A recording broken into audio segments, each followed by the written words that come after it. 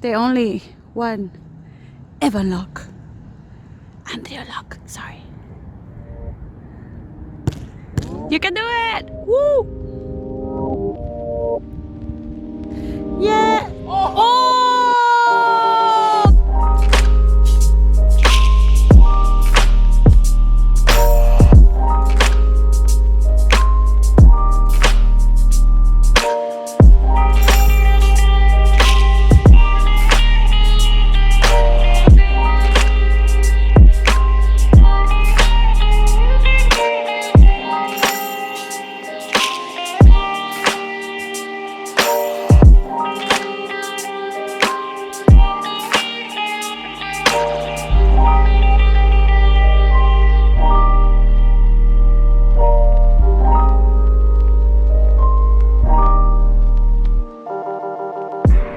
All right, it's Saturday the 26th. Before we get into the poker, just a few things. I want to first thank you everyone for the support about my dad.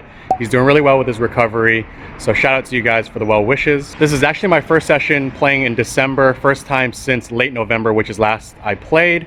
And we're at Grayton Resort and Casino in Rohnert Park. Aside from Thunder Valley in the Lincoln, Sacramento area, this is the only other card room within the Bay Area that is open due to the shelter-in-place orders. And of course, places like Grayton and Thunder Valley can open because they've got sovereignty, given that they are Indian casinos. I haven't been here for a really long time, maybe in the last year. I've only played here once or twice, one of which was when Brad and Andrew came and did a meetup game. So I haven't been here for a while. Anyway, it's probably gonna be a little bit rusty today, but I'm gonna do my best to play good poker, navigate the different spots that come up. I did find some run good on the basketball court recently, and the lovely lady and my better half that you heard in that little clip is actually with me today. This is Cindy, you too. We're gonna be hopping in again to the 3-5 today, most likely try to get into the 1-3 as well, and hopefully carry some of that run good that I had the other day.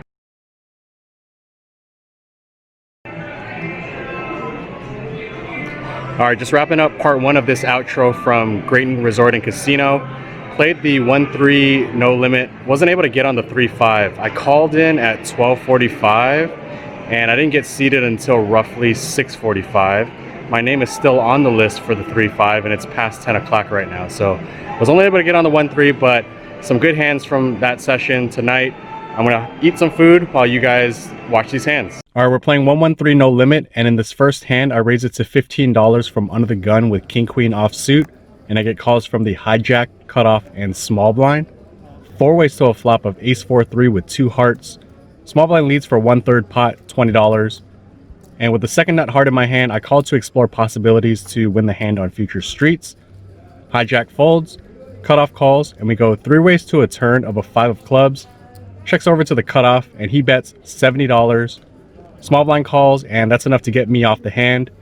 They go heads up to a river of a king of diamonds, and small blind check calls cutoff's jam of $100. Both hands are tabled. Small blind shows ace 5 of spades for 2 pair, and cutoff tables 6-7 offsuit for the nuts. Hand immediately after, low jack raises to $8. Hijack, cutoff, and button call. I'm in the big blind with pocket 10s and 3-bet it to $50. Low jack snap jams for $250. The other 3 players fold, and I find myself in a pretty difficult position here. He's definitely got a pretty strong range in this spot, but not in the mood to fold, so I put in the call. We decide to table our hands before the run out, and he shows pocket 8, so I'm well ahead of that hand, and the board runs out jack, jack 5, 7, deuce. Board comes clean, and I take this one down. In this next one, there's a limp from under the gun. I raise it to $15 from the hijack with king 10 of spades, and I get a boatload of callers from the cutoff, button, small blind, big blind, and under the gun. Heavily multi-way to a flop of jack 10-3 rainbow, so I flop middle pair with some good backdoors. The blinds and under the gun check to me. I opt to go for a smaller sizing of $30, which I think is fine in this spot to clear up some equity, as I shouldn't get raised too often on this board since it's rainbow and I block king queen. Well, cutoff decides to raise and make it $100 with $220 back. The other 4 players fold, and now betting the flop feels a bit unfortunate here as I effectively put myself in a position to under-realize my equity, which, as mentioned, includes some good backdoors. All that said, based on various factors such as player type and the board texture, I just think he's devoid of bluffs in this spot, so I fold. and he was kind enough to show me his hand, which was Jack 10 offsuit for top 2 pair. Hand immediately after, we were playing 6-handed. I raised it to $15 from under the gun with ace king of spades and only the button calls. Heads up to a flop of 10-5 deuce with 2 clubs and a spade. I check, button bets pot of $30, and it's a good spot to peel with some backdoors and potentially having the best hand, so I make the call. We go to a turn of a 4 of hearts, so I pick up a wheel draw. I check, he bets $40, and with just 1 card to come, I decide to just let it go. He was nice enough to show 1 card though, which was a 10 of hearts. Once again, in the hand immediately after, we're back to 7-handed. I raised it to $15 from under the gun with king 10 of diamonds and only the low jack calls. Heads up to a flop of king 4 deuce with 2 spades, so I flop top pair with a decent kicker. I c-bet $20 and he quickly folds. So a string of playable hands in a row that results in a slight reduction to the bottom line. A couple orbits later, under the gun and cut off limp, button raises to $12. I call from the big blind with 10-9 offsuit, under the gun calls and cut off folds. 3 ways to a flop of 10-7-3 with 2 diamonds, so I flop top pair with a not so great kicker. Checks to the button who bets $15. I call and under the gun calls. Turn's a good one for my hand. It comes a 9 of clubs, giving me 2 pair. I check with the intention to check raise. Unfortunately, both under the gun and button check back. River comes an 8 of spades, so a rough card.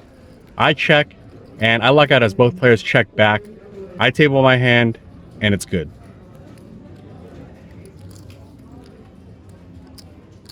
We are playing 5-handed in this next one. Button limps. I raise it to $20 from the small blind with Beauty and the Beast suited in clubs. Big blind folds, button calls. Heads up to a flop of Jack 10-7 rainbow, so I flop open-ended with backdoor clubs. I c-bet $20 and button calls. Turn comes a king of spades, so I pick up top pair. We were playing roughly $400 effective, and I opt for a sizing of $60, and he fairly quickly lets it go. In this next one, there are a couple limps. I raise it to $20 from the hijack with king 8 of spades, and I get 5 callers. So we go heavily multi-way to a flop of king jack 6 rainbow, so I flop top pair, bad kicker, backdoor spades. Checks to me. I fire $75 to push my equity forward and gain a bit more clarity on the opponents, and I get clear info as everyone folds.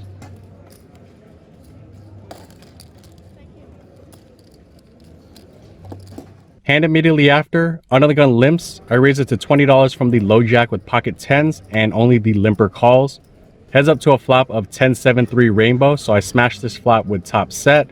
He checks and I check it back for deception, as it's also hard to get value from weaker holdings in this spot. Turn comes an ace of spades. He checks and I just can't check again, so I fired $20 and he quickly folds. In this next hand, the $6 straddle is on. Hijack, button, cutoff, and small blind limp. I'm in the big blind with a premium, ace queen of clubs, and I raise it to $40 and only the straddler calls. Heads up to a flop of queen 10-5 with 2 clubs, so I flop hard. I c-bet it for $40. He calls with $150 back. Turn comes a 7 of diamonds, putting a backdoor diamond draw on the board. Although I have a stranglehold on this board, making it difficult for him to call, I don't want to just give a free card to holdings such as 10x and king jack. There's the argument to check to induce, but I just don't feel that happening with this particular opponent, so I jam for his $150 effective, and after some decent deliberation, he decides to release his hand.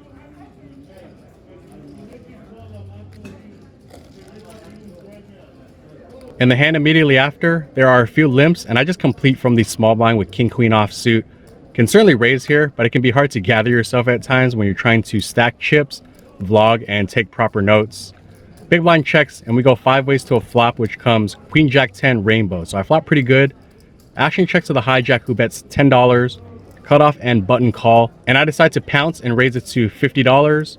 Big blind quickly folds, hijack begrudgingly folds, and the other 2 players follow suit. In this next hand, I raise it to $15 from under the gun with pocket jacks, and I get 4 callers. We go to a flop of queen 7 deuce with 2 clubs. Checks to the cutoff, who bets $25. folds to me, and only I call as the other 3 players fold. Heads up to a turn of a 5 of spades. I check. Cutoff continues his aggression for $45, putting me on the defense.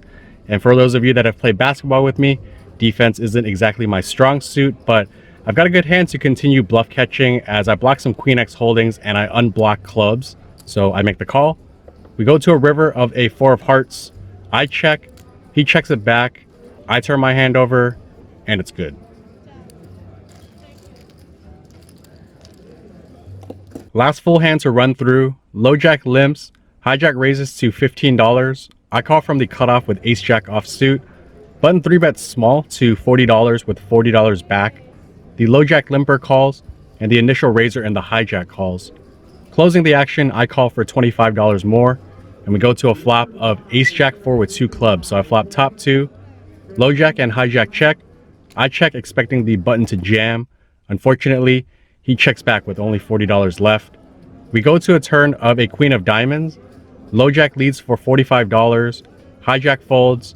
I raise all in as low jack only has $80 back and button, as mentioned, has only $40 back. Button folds and low jack calls off for the $125 total. I table my hand before the river, which comes a 3 of hearts. He mucks, and I take this one down. A few more quick hands to run through to wrap up the session.